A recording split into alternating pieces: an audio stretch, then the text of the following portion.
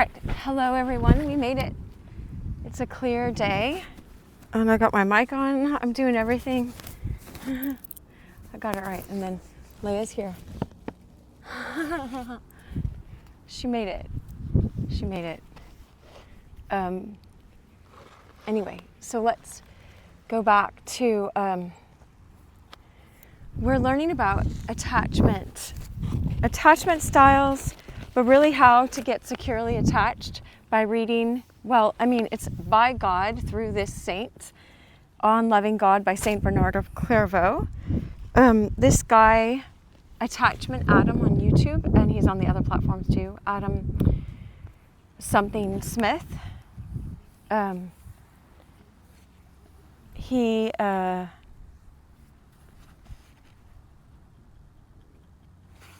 He made this one video that was so cool on 5 ways that Christianity has helped his avoidant clients become securely attached. And so I was contemplating on the way up here. It's kind of like that idea of, because people can get, the anxious people, okay, both of us. So let's go over this. My name's Dr. Cheryl Meyer. I am a psychologist in my day job. Today I'm just on a hike and I'm reading this for us. I still have my skills, but it's more laid back. Not the pressure of the office. And sometimes people have, they have their walls up because they think I'm going to do psychology stuff. And so, but this is just for us. This is for us. I was going to read it. And after he suggested, Attachment Adam suggested this book in his video of the 5 ways that he's found Christianity helped his avoidant people to become secure. And I can tell you that I don't know if I was always anxious. It doesn't matter. I don't have to label myself, but I definitely got anxious after being ghosted by someone. And God had to walk me through that. It took me through lots of layers, or whatever you want to call it, of old programming, or just an allegiance. You have an allegiance to go back to those old beliefs that you internalized in childhood that might have been buried down, that got activated by someone when an avoidant showed up in your life, or whatever. You don't have to. I really don't like labeling people, but okay, so what I was going to say, if the labels help us get to the bottom of it and then get past it, but some people have used labels to try to control people, and so I don't like that. I never want to use them to control people. But definitely they can be helpful if you know someone, has had. Well, I won't go into all that stuff right now. What I was contemplating is just that what the people do who can detect counterfeit money, right, is they don't look at all the different counterfeits out there. They just keep staring at the real thing. So that's what we're doing. When we go back, when we return to God, we're returning to real, secure love that is not a lie, that is not an illusion. Our world will tell us it's a lie. Our world will try to get us hooked on dopamine. Attachment Adam did a post the other day on Instagram, last week, I think, and it was so eye-opening. He was saying how, if a man, he's talking about a man, okay, and he's just using an example, but if a man is intimate with his wife, that's like 1 unit of dopamine that he gets, and I'm sure she is too. But there's all this oxytocin that can release. But if people are addicted to dopamine, then that's different. People keep running back to try to get dopamine highs. He says if they did that certain substance that people did in the 80s, and 1 line of that stuff, it would be like 3 units of dopamine. But if they go look at that stuff on the internet, then it can be like 21 units of dopamine. I think he said 20 something, I can't remember. But it was just multiplied by a lot. And so this is definitely not to shame anyone. at all. It's just, I was just like, oh my gosh, we're all addicted to the mind stream. We're all addicted to thought stream. We're addicted to trying to prove ourselves. We're addicted to our old neurotic selves. And so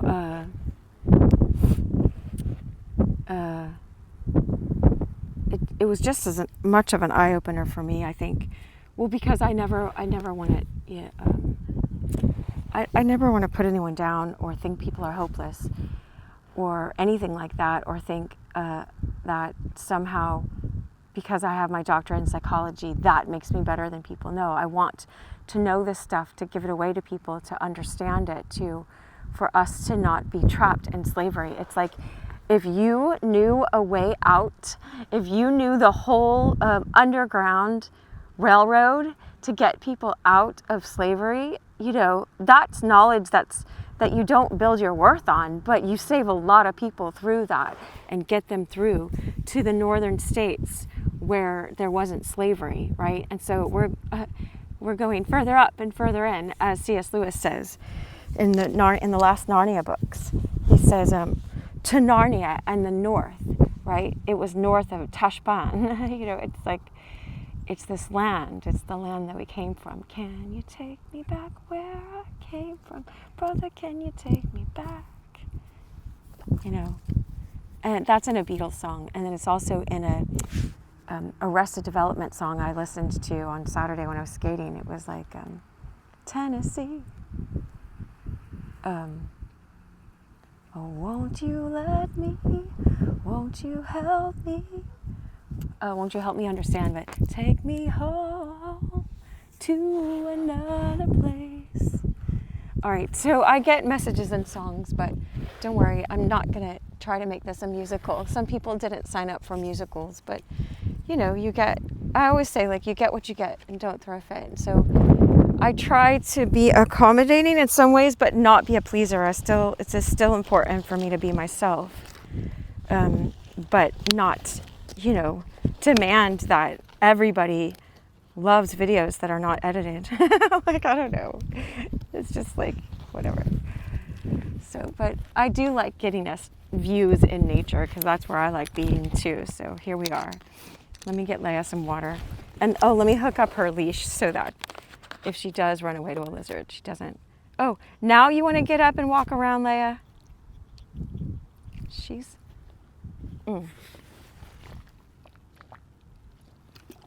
It is a lizard, I see.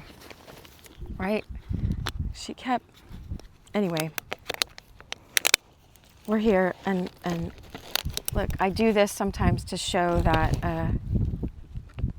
we're starting with the actual book part. All right, so let's see how many chapters we can get today. It's not a measuring game, but I feel like some of that preamble before was important to learn about. So there's secure attachment. Ooh, look at that hawk. Did you see how close that was? Secure attachment, and avoidance, and anxious. And so sometimes they call the anxious like the chaser, and the avoidant runs away, and they often have a similar core wound. And the secure has internalized this Christ identity. They know more internally and experientially, and we're meant to know this. This is Romans 12, right? It says, like, be not conformed to this world, but be ye transformed by the renewing of your mind. That's what we're doing right now. So know that we're doing that. That's what we're actively participating in to the best of our ability for this hour. So God help us in that endeavor. And I was meditating on Psalm 102 today, which sounds like a radio station. Psalm 102. That's how I was remembering. I forgot the rest. It's 10 maybe. But it was like, come before...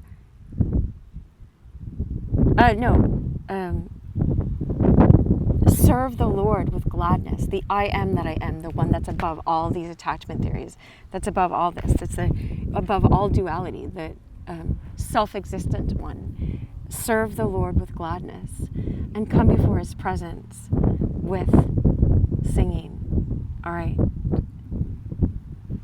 So you can have singing in your heart, even if you're not singing out loud. And you don't, I was so depressed for so much of my childhood that I thought anyone that was like happy was just being fake happy. I just interpreted it as they must be being fake. They're so fake. My poor, I'm not going to say like people that were in my life before. I always, but this is why it's important not to judge other people, because you're seeing them through your own lens of like lots of depression, because you had the wrong identity of your worth for all that time, just trying to please someone who either wanted you to perform or just didn't want you to exist. So those are two dichotomies that I had to live with for a long, long time that God has been healing. And so I wish this for you, and I'm sure On Loving God by St Bernard of Clairvaux, he's been talking to us about it, and he's gonna continue, and it'll be awesome. So I'm gonna have you guys face the ocean, and I'm gonna face the other way, I think, to block from the wind, because the wind's coming right at me. I think that's gonna work. Yeah. All right. So we are on chapter 5. It says, of the Christian's debt of love, how great it is. So if we keep looking at the real thing, then that helps us detect the counterfeits. If we keep seeping like a bag of tea in a hot mug, and it has to be hot water for it to soak in. So keep your temperature hot. God will help you. Just ask him. Fill me with your holy fire, Holy Spirit fire. Refine me with your refiner's fire.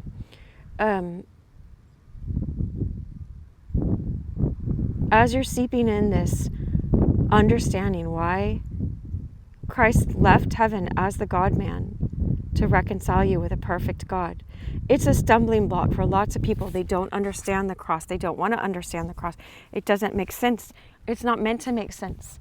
Guess what? A lot of things are not going to make sense to your mind. Your mind is just this little thing, like a bottle cap, right? And you are so much more than that. So don't expect it to make sense. It's logical. It is definitely logical, because you see all the things that Jesus did and said. He wouldn't die for nothing. He didn't do anything for nothing. He was intentional about his actions. And so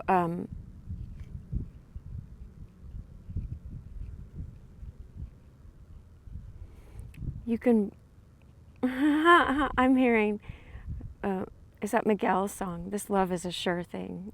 This love is a sure thing.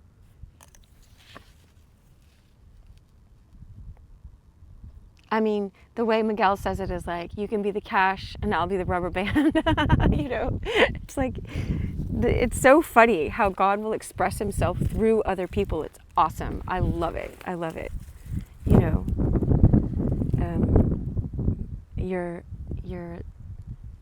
You're the reporter, I'm the quote. You're the one, I'm the one, you're the 10, He's leveling up. Oh shoot, okay, I don't want to lose what chapter we're on. Okay, so we'll go back. So as we keep knowing this real thing, this real love, I want to know what love is. And I know you can show me. I want to feel what love is. Not a temporary one that you keep trying to control. That's what I was thinking of before, is the anxious person tries to control by understanding all the stuff the avoidant's doing and trying to get them to change. That's just as controlling as the avoidant trying to control and being cruel by just shutting off and disappearing, acting like you didn't matter at all, which reaffirms the core wounds in childhood that you didn't matter at all, and that someone else is going to please me more in this moment. and all it's worth is going after things in the moment. You know, that's why. Anyway, it's not that. It's not that, but it's not mine to talk you into seeing things differently. Let's just read what St Bernard says. I love it when other people get to speak. Whoops. I knocked over some of our water. Okay. Chapter 5 of the Christian's debt of love. How great it is. From the contemplation of what has been said, we see plainly that God is to be loved and that he has a just claim upon our love, right? He sent his own son. This is me commenting. He sent his own son, he sent Jesus, his only son, the part of the Trinity, God the Father. So it takes faith to believe these things, but it's not like faith is not what the world will say too. The world will try to make Christians look so dumb. It's so sad, but I watched an amazing video yesterday. You watch this video if you'd like. It's 2 hours long, and you will definitely see a Christian that is not dumb. This guy named Malcolm Geist. But, don't put your faith in man. We're putting our faith in Jesus is not dumb, but whoops. All right. Anyway. So, from the contemplation of what has been said, we see plainly that God is to be loved. We were created to love God, right? And that he has a just claim upon our love. But the infidel does not acknowledge the Son of God.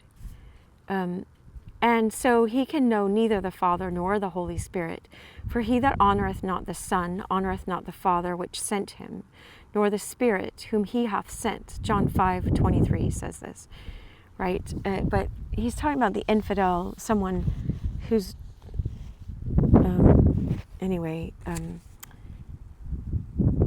I'll just let him define it by here. You can look it up too. It's an old definition. This book is written from the 1100s or something. I forget now. It doesn't say it at the beginning, and I forget because I'm reading so many. I read, lots of people from different time periods. So sometimes I get where my saints are mixed up. I would love to draw a timeline. Just things I'd like to do. Here, let me, all right.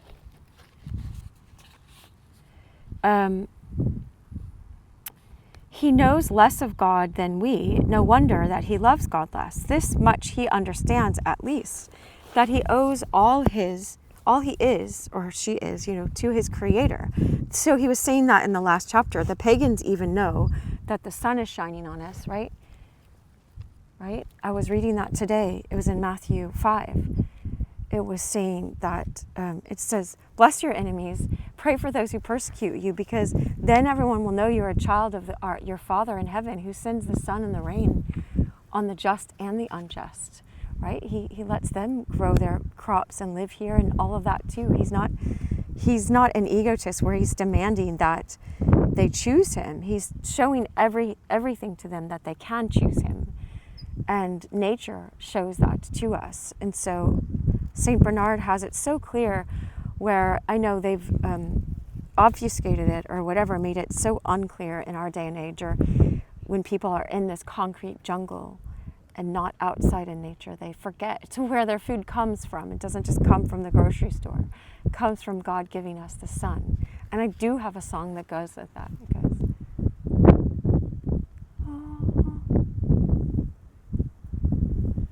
no, that one, okay, the Lord is good to me. And so I thank the Lord for giving me the things I need. The sun and the rain and the apple seed, the Lord is good to me. There's anyway, and the other song was like, it goes, in back of the bread is the mill, in back of the mill is the wheat, in back of the wheat is the wind and the rain and the Father's will. I hope you can hear over the wind. I didn't test it today, but whatever. All right. I'm sitting over here, so let's see.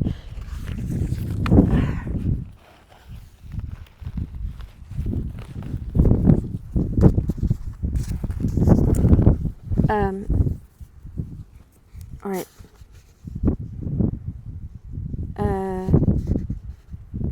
So he knows less of God than we. No wonder that he loves God less. This much he understands at least, that he owes all he is to his Creator. But how will it be with me? For I know that my God is not merely the bounteous bestower of my life, the generous provider for all my needs, the pitiful counselor of all my consoler of all my sorrows, the wise guide of my course, but that he is far more than all that. He saves me with an abundant deliverance. He is my eternal preserver, the portion of my inheritance, my glory. Even so, it is written, quote, with him is plenteous redemption, end quote. Psalm 130, verse 7. And again, quote, he entered in once into the holy place, having obtained eternal redemption for us. That's Hebrews 9:12, speaking of Jesus. When he died on the cross for us, it says that the curtain in the temple was ripped from top to bottom. So it wasn't someone at the bottom ripping it. It was coming from above, from divine. I hope I remember to just remind me, if I haven't, to put it in the comments, in the pinned comments today, the 2-hour plus lecture on C.S. Lewis and Tolkien and King Arthur's legend, and like this beautiful, broad understanding of Christianity from a Catholic and an Anglican having a conversation together.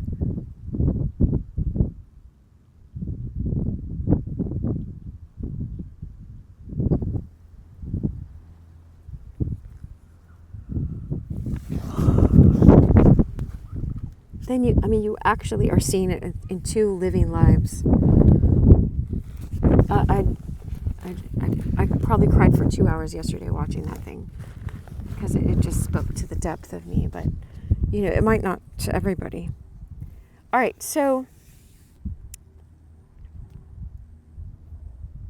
for I know that my God is not merely the bounteous bestower of my life, the generous provider for all my needs, the pitiful consoler of all my sorrows, the wise guide of my course, but that he is far more than all that. Remember, Jesus said in John chapter 10, verse 11, I am the good shepherd, which includes all of this, right? He saves me with an abundant deliverance. He is my eternal preserver, the portion of my inheritance, my glory. Even so it is written, quote, like I said already, so we might as well memorize these verses. With him is plenteous redemption, Psalm 130, verse 7. And again, quote, he entered in once into the holy place, having obtained eternal redemption for us, Hebrews 9:12. Of his salvation it is written, quote, he forsaketh not his that be godly, but they are preserved forever, Psalm 37:28. And of his bounty, quote, good measure, pressed down and shaken together and running over, shall men give into your bosom. Here, Lily. Uh-oh. Okay, there you go. Come here. Wanna sit on my lap? No? It's okay. Me too. You're in the wild right now. That is Luke 6:38. Good measure, pressed down and shaken together and running over, shall men give into your bosom. Luke 6:38. And in another place, quote, eye hath not seen, nor ear heard, neither have entered into the heart of man those things which God hath prepared for them that love him. 1 Corinthians 2:9. You hear people that are like prophetic voices saying all these verses, and sometimes you're like, oh, they're just saying all the good verses. But here is someone who compiled them for us in the 1300s or the 1100s or whenever St Bernard was. Sorry, I forgot. Let's see. I think maybe the 1000s. There's usually a little intro, but this is one of those. Anyway. We can't get caught in the mind stream. The mind stream will always say, It's not enough. You have to explain more, blah, blah, blah. I'm going to choose to explain less today on purpose and see what happens, okay? I pray, God, you tell me when to explain something. Help me follow your lead. In Jesus' name, amen. So that was 1 Corinthians 2:9. He will glorify us, even as the apostle beareth witness, saying, we look for the Savior, the Lord Jesus Christ, who shall change our vile body, that it may be fashioned like unto his glorious body. Philippians 3:20. It says F, so I don't know if they changed it, but, I don't know if that's a certain translation, but okay. And again, quote, I reckon that the sufferings of this present time are not worthy to be compared with the glory which shall be revealed in us. Romans 8:18. And once more, quote, our light affliction, which is but for a moment, worketh for us a far more exceeding and eternal weight of glory, while we look not at things which are seen, but at things which are not seen. 2 Corinthians 4:17. All right, so that's where we're called to be looking. Not in continuing to, if we're anxious, if we had parents, that were inconsistent, whatever, because what parents perfect. I'm not excusing them at all. But, and we learned to keep, if we just kept, like if my dog kept barking and barking and she got attention that way, she would learn to do that. If she learned to just keep running away and try to find her own meals, that's how she learned how to survive. That's like too anxious and avoidant. Secure doesn't have a problem being on their own, but doesn't think they have to do everything on their own. And an avoidant,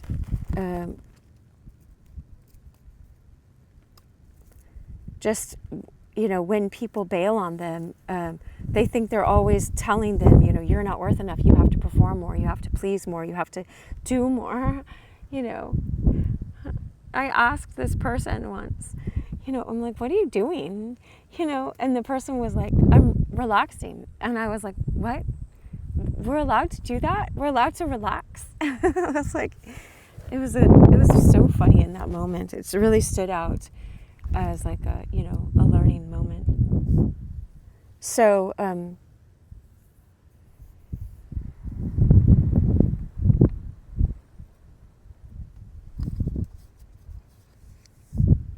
there is that verse, be still and know that I'm God, so the more we enter into his presence with our sorrows, with our shame, with the programming, and just go, God, I know that I'm more than all this chattering stuff that says you're this, you're that. You're not that. So I did watch this video once that was like, you don't need any healing. We can just keep on healing forever, and put that in quotes. And so I think both are true. Some of it's just stop investing in that mind chatter and old programming. That's not, it's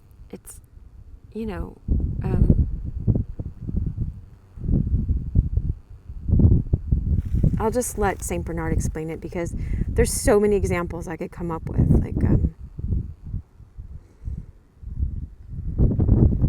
Anyway, all right. So it says, eye hath not seen nor ear heard, neither have entered into the heart of man those things which God has prepared for them that love him. 1 Corinthians 2:9. So we were down lower than our light affliction, which is but for a moment, worketh for us a far more exceeding and eternal weight of glory, while we look not at things which are seen, but at things which are not seen. 2 Corinthians 4:17. Quote, what shall I render unto the Lord for all his benefits towards me? Psalm 116:12. Reason and natural justice alike move me to give up myself wholly to loving him to whom I owe all that I have and am.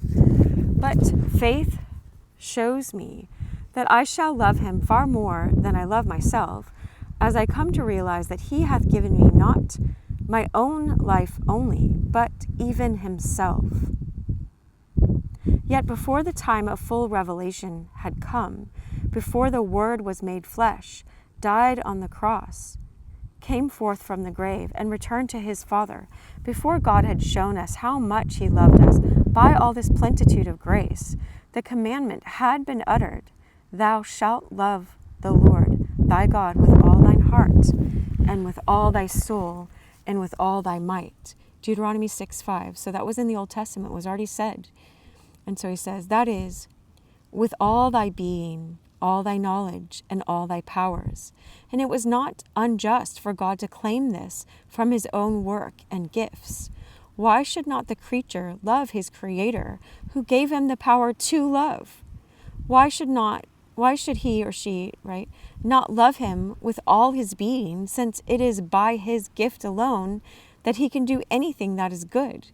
It was God's creative grace that out of nothingness raised us to the dignity of manhood, and from this appears our duty to love him, and the justice of his claim to that love. But how infinitely is the benefit increased when we bethink ourselves of his fulfillment of the promise, Thou, Lord, shalt save both man and beast.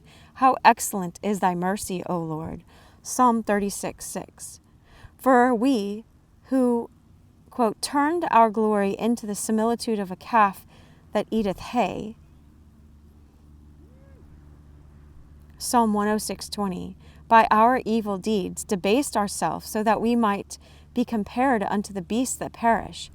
I owe all that I am to him who made me, but how can I pay my debt to him who redeemed me, and in such a wondrous way, right?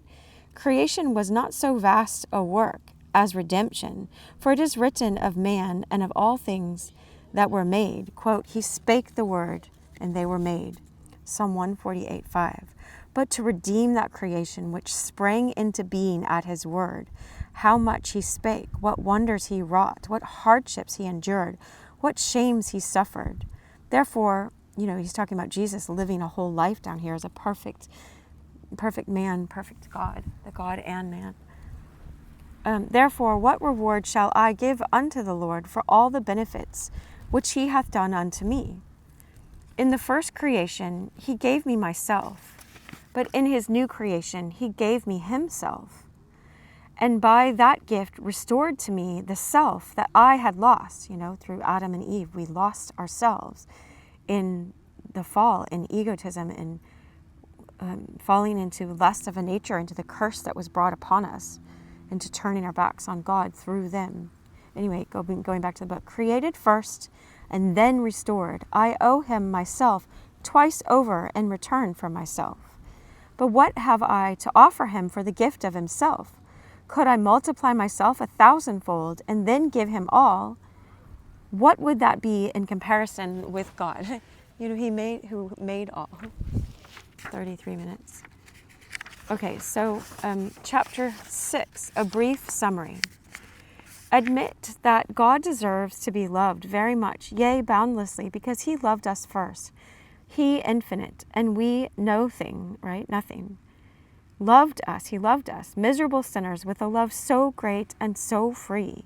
This is why I said at the beginning that the measure of our love to God is to love immeasurably.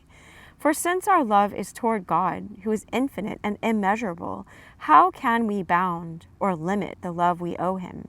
Besides, our love is not a gift, but a debt.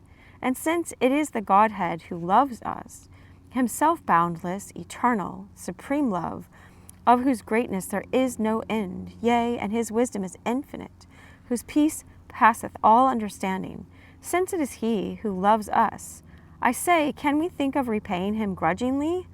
Quote, I will love thee, O Lord, my strength. The Lord is my rock and my fortress and my deliverer, my God, my strength, in whom I will trust. Psalm 18:1. He is all that I need and all that I long for, my God and my help.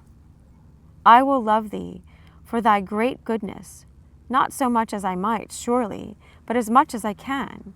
I cannot love thee as thou deservest to be loved, for I cannot love thee more than my own feebleness permits. I will love thee more when thou deemest me worthy to receive greater capacity for loving. yet never so perfectly as thou hast deserved of me. Quote, thine eyes did see my substance, yet being unperfect, and in thy book all my members were written. Psalm 139:16. I think we read all of Psalm 139 either this morning or yesterday morning. I remember listening to it in morning prayer. You have knit me together in my mother's womb.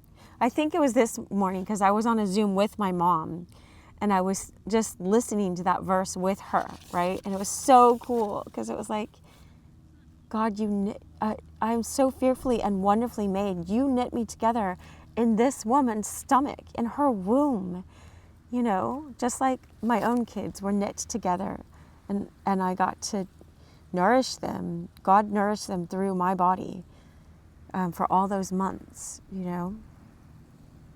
So we knit us together.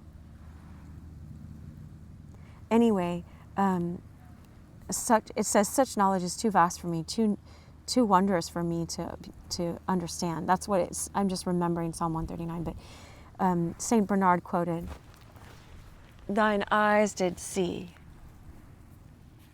my substance, yet being unperfect, and in thy book all my members were written." Or some translations say the pages were written before one of them came to be. Like God knew all of the pages of the book of our lives. I kind of want to get a little more sky.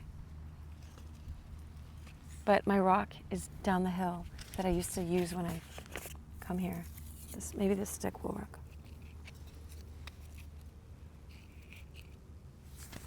All right, it's something. Okay. So it says, yet thou recordest in that book all who do what they can, even though they cannot do what they ought. Surely I have said enough to show how God should be loved and why. But who has felt, who can know, who express how much we ought to love him?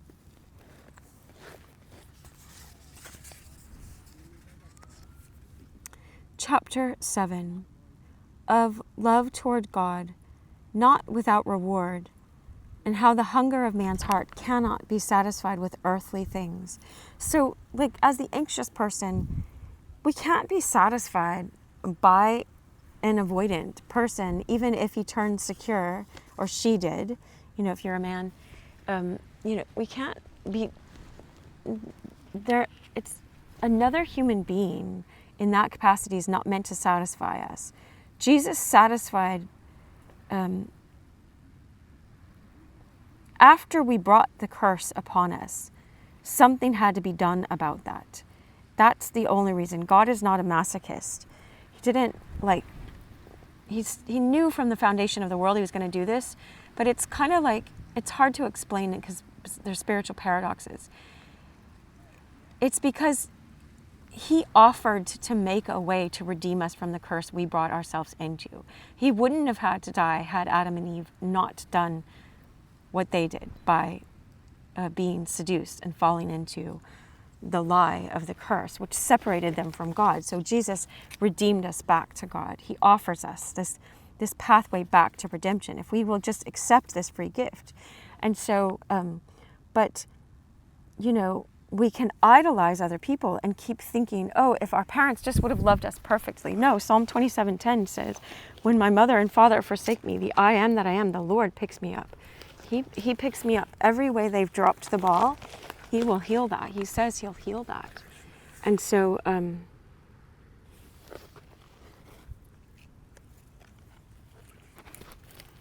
right, well, I don't get to look at the ocean, but I can look at it through this. He'll heal us. Sometimes it's important to see a person's face. I'll offer my face, even though, you know, I sometimes just prefer to be a voice. Most of the time. People are like, oh, I thought you wanted to sing on the camera. I'm like, no, I would rather not personally, you know, but if someone wants to see a loving face, then I want to be that, you know. It just is, anyway. Okay, no explaining. What is no complaining, no explaining? I can't explain these things in every video because it would be burdensome. I know that much at least. All right, so let's go back to this. So, yes, the anxious, the avoidant can be like, you know, I'm going to keep avoiding people and that way I'll be safe. But you're still idolizing people. You're still thinking that they're God. They're not God in your life. They don't get to say you're worth or you're not worth. And God has already shown your worth by leaving heaven and offering us his son, offering us his own self, giving us his own self. So he can't say he loves you any more than that already. And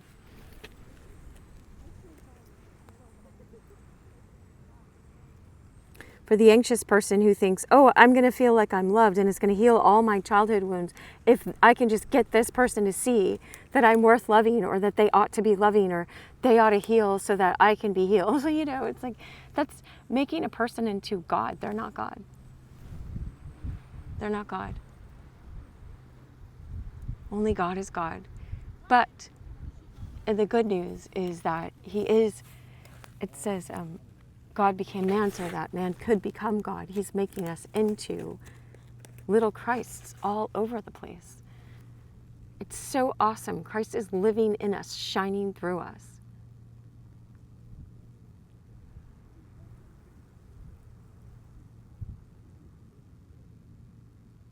He is making us into himself right now, right this very moment. Anyway.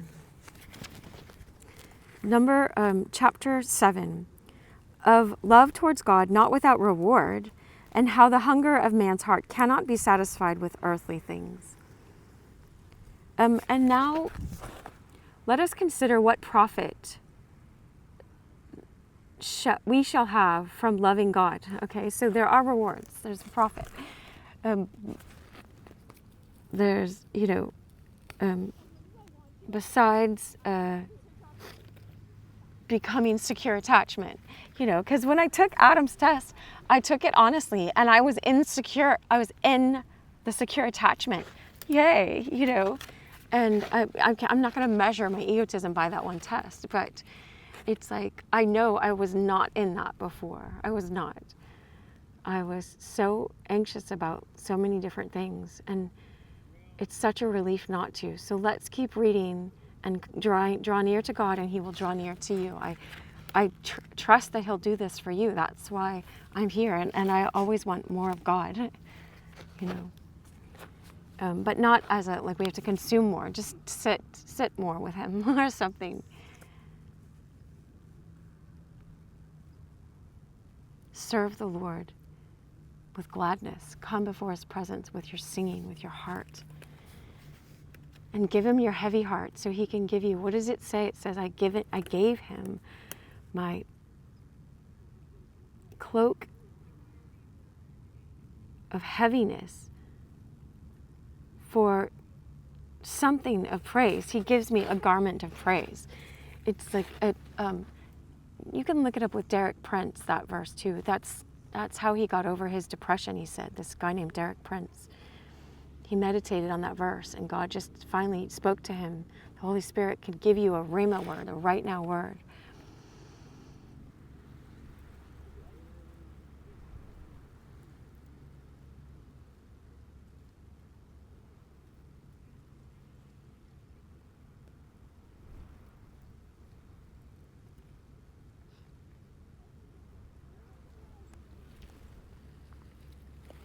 It's so cool. We can give him our heaviness, and he will give us the garment of praise. I traded it for the garment of praise. Just, I praise you, God, that you're showing me right now that I don't have to idolize another person. I don't have to wait for anyone to get it. I don't have to wait for my parents to get it.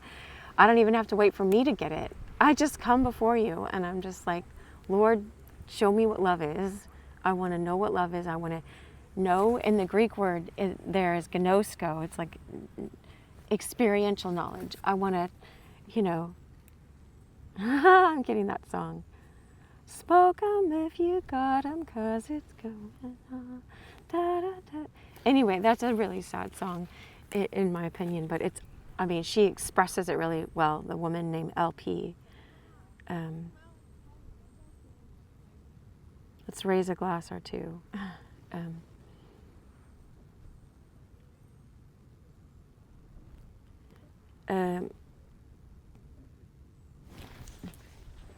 That song, anyway, I won't go into songs right now, but is it lost on you? She's talking to basically an avoidant. Is it, expressing really deeply, is this lost on you? Everything that I gave to you, right? But it might be lost on them. Like, just give it to God. That's what I found. Seek first the kingdom of God and his righteousness, this right way of loving. And then you won't keep repeating these toxic cycles and go back to Egypt and go back to Egypt and go back in the wilderness or go back to slavery. Yes, it's lost on them. So it's not funny when you're in the middle of it because you feel like you're going to be hopeless. But you're not hopeless. You're just looking for love in all the wrong places. That we might be addicted because it's familiar. That's like our family of origin, to have these people that look loving, that were sometimes loving and sometimes not. And so we find people who don't actually know how to be present, and we keep getting a high on the scraps that they give us. And you're worth more than scraps and highs. Like I was saying that at the beginning. I hope you got past that part. I hope I didn't. I don't ever want to shame anyone for wherever we are. It's just like, let it be like, it's kind of like I got on my scale today after I took myself to the movies last night, and I had this butter popcorn with salt, and I'm like, the scale, but I'm not going to not go on the scale. I'm just not going to measure my worth by the scale, but the scale is telling me something, like water weight, or just be consistent and see if it consistently stays the same or goes off, or, don't be afraid. I didn't own a scale for, I don't know, maybe 20 years myself. Maybe we did in the house. I never went on one for forever. Anyway, I mean, they wanted me to when I was pregnant and stuff, and that was like, anyway, so it's like, if we have a budget and we can spend, $20 a day or something, then it's not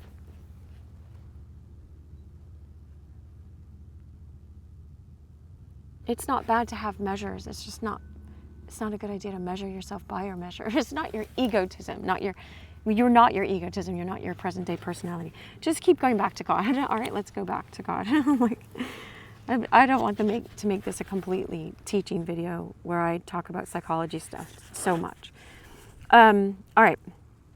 So I trust the saints here.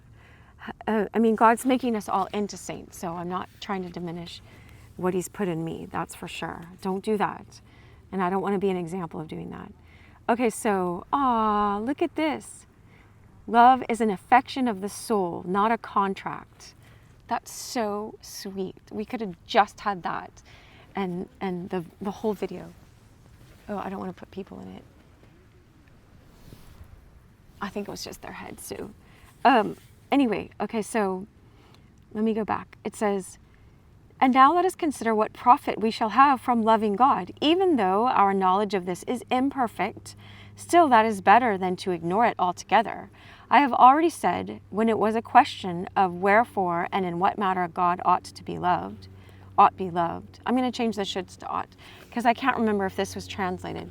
And whoever translated could have translated it in lesser language. So anyway, ought to be loved, that there was a double reason constraining us, his right and our advantage.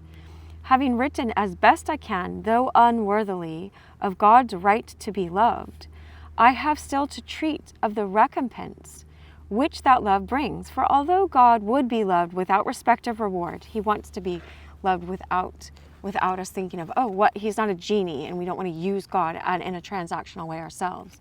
but he does give us rewards. Yet he wills not so to leave love unrewarded. Truly, charity, that's agape love. In Latin, it's written as charity, charitas, whatever. True agape love cannot be left destitute. True charity cannot be left destitute, even though she is unselfish and seeketh not her own. Okay, so that's 1 Corinthians 13. Love is patient, it is kind, it does not envy, it's not self-seeking. You know, it does not boast of itself. It doesn't flaunt itself up, whatever. And so it says, true charity cannot be left destitute, even though she is unselfish and seeketh not her own. Aw, good girl. I love it. She sits next to me. All right, 1 Corinthians 13:5. Love is an affection of the soul, not a contract. It cannot rise from a mere agreement, nor is it so to be gained. It is spontaneous in its origin and impulse. And true love is its own satisfaction. It has its reward, but that reward is the object beloved. So beloved, object beloved. So if we're loving God, like he is the object that we love, even loving God just turns us on, wakes us up, turns us into who we were created to be, because we were created to love the Creator, not because God is a narcissist. We were just created that way. It's like I can have this boundless love and keep throwing it out towards God, and it's never not reciprocated. It's always reciprocated. Not necessarily the way I want God to, but it never goes to waste, not once. It's never, ever, ever gone to waste.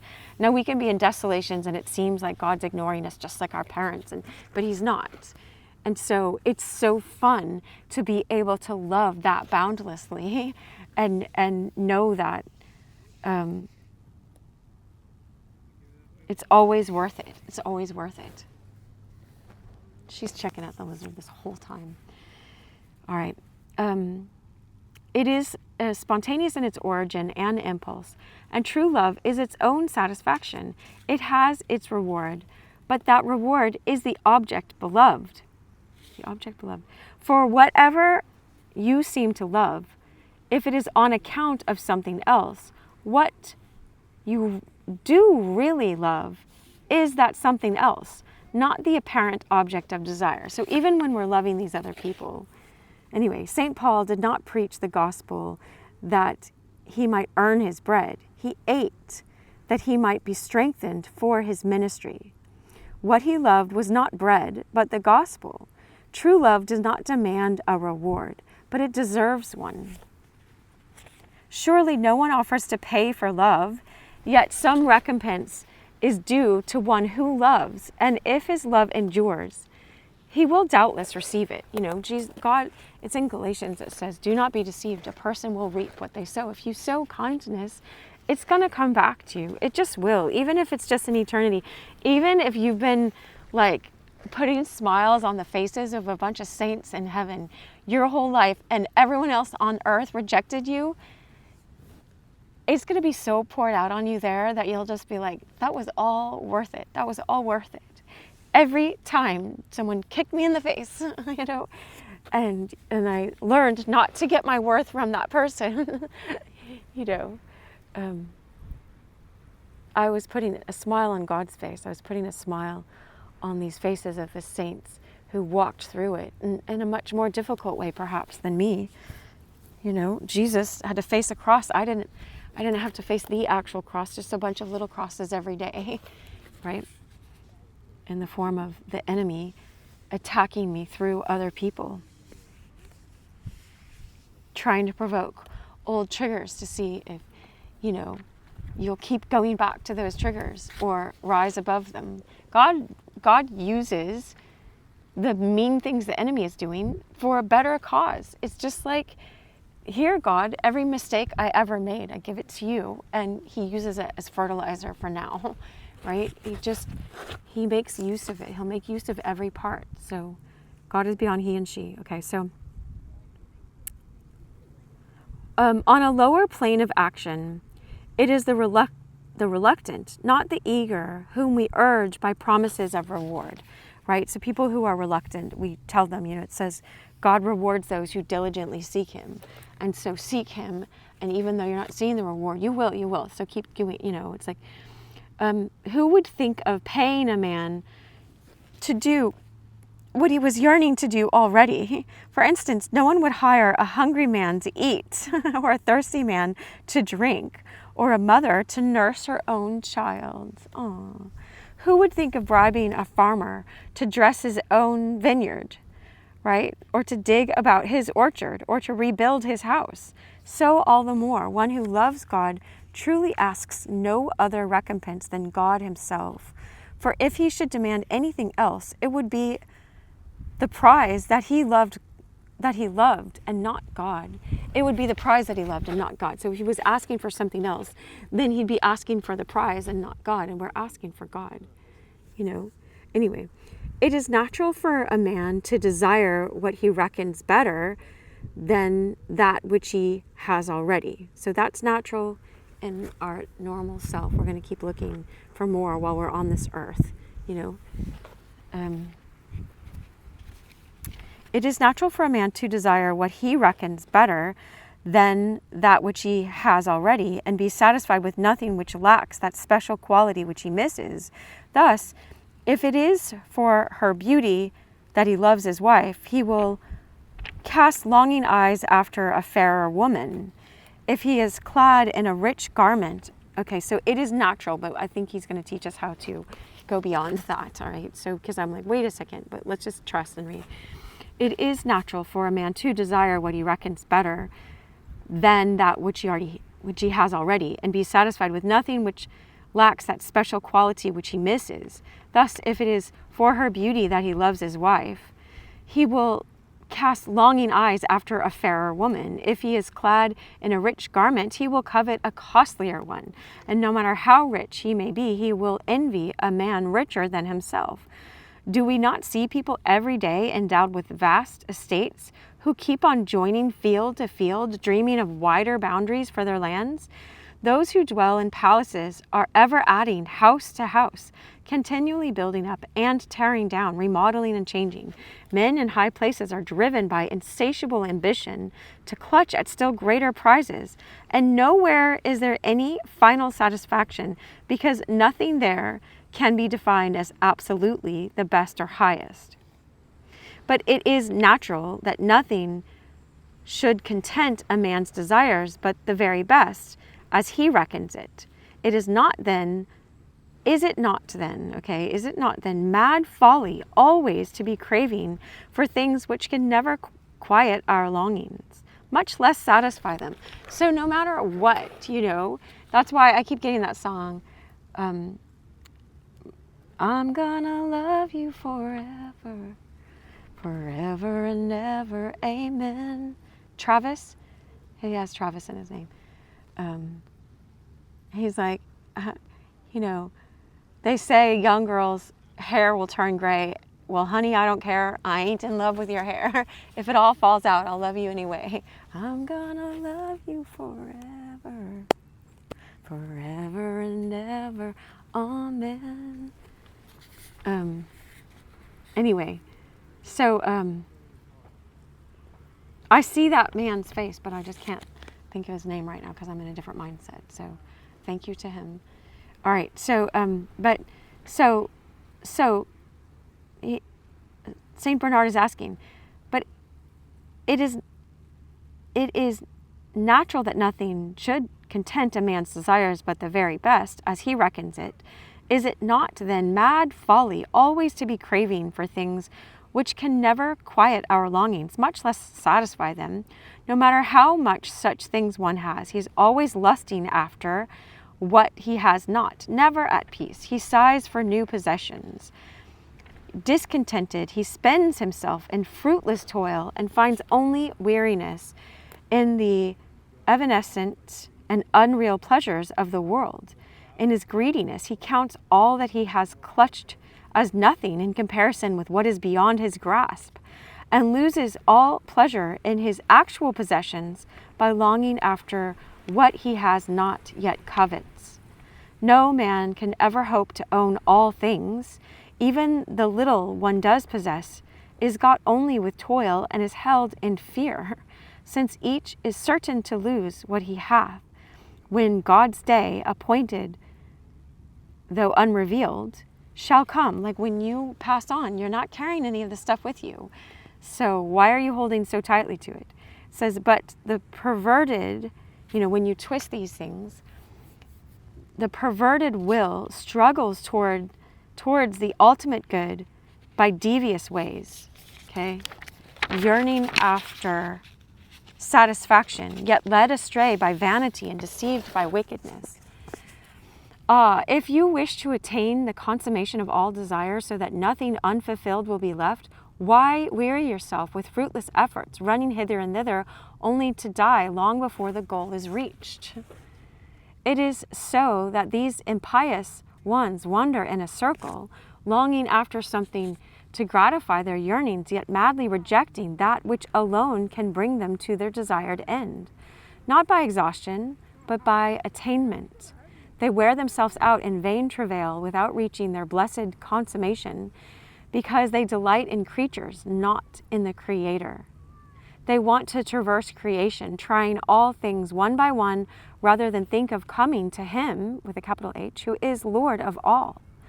And if their utmost longing were realized, so that they should have all the world for their own, yet without possessing Him who is the author of all being, then the same law of their desires would make them condemn, what they had restlessly seek Him. Okay, hold on. Then the same law of their desire would make them contemn what they had and restlessly seek Him whom they still lacked, that is, God Himself. Rest is in Him alone, right? St. Augustine says that our hearts are restless until we find our repose in Him, and he's saying the same thing here. Rest is in Him, capital H, alone. Man knows no peace in the world, but he has no disturbance when he is with God. And so the soul says with confidence, whom have I in heaven but Thee? And there is none upon earth that I desire in comparison of Thee.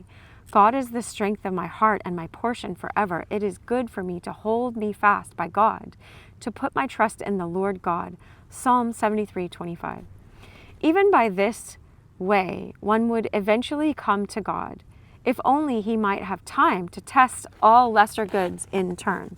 Right? Do we have time on this earth? We don't know how much time we have to test all the lesser goods. See, like how long do we want to be that, like the prodigal son, longing to eat what the pigs are eating because we've burnt through all our resources and we're back.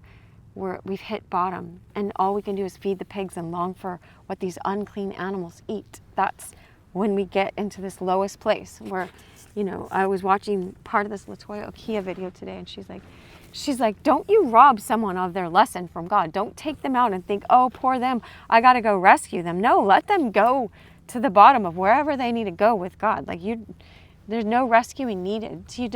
And this is what happens with the whole addictive cycle of the anxious and the avoidant. No, you move to secure.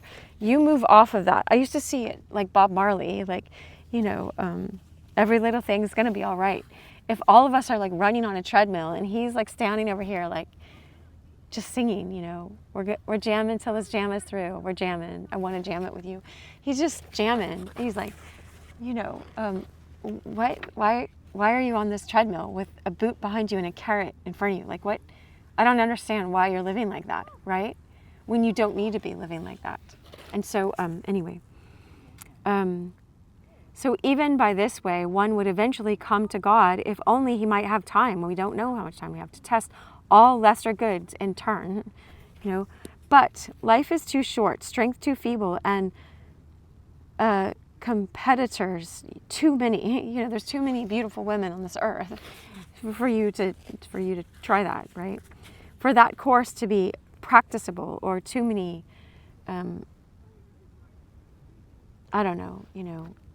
good-looking avoidant men for you to try to win over, and then, somehow it works temporarily, and then you see, I'm still not satisfied because they're still in that cycle and I'm still in that cycle.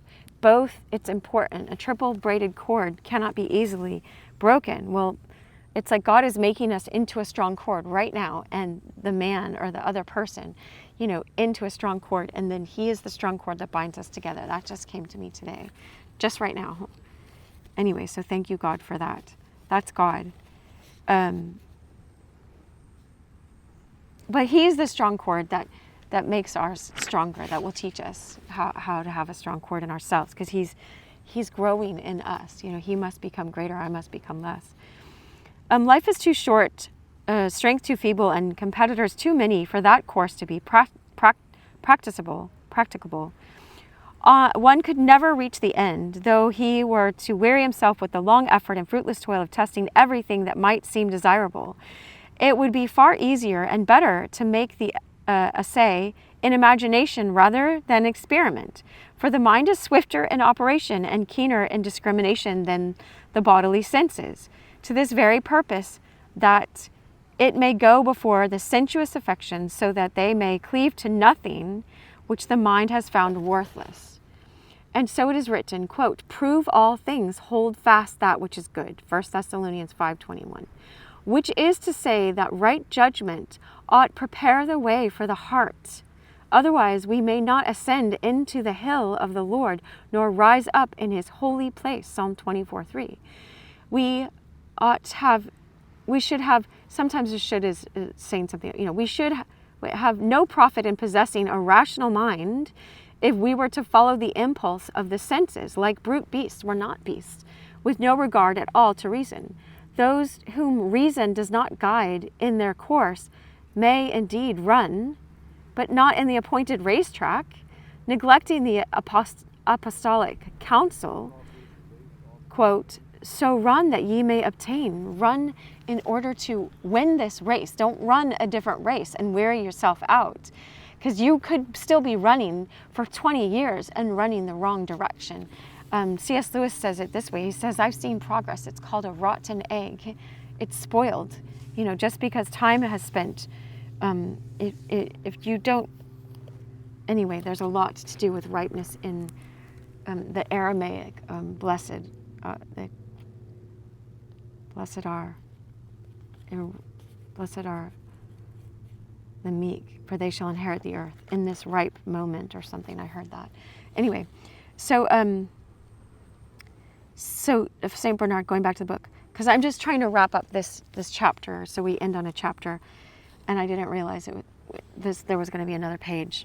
Anyway, it says, "For how could they obtain the prize who put that last of all in their endeavor and ran round after everything else first?"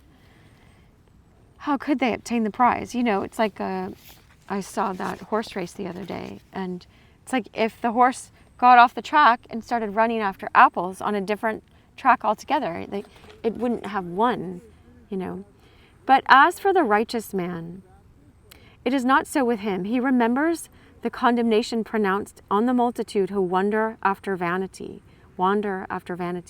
who travel the broad way that leads to death, Matthew 7:13.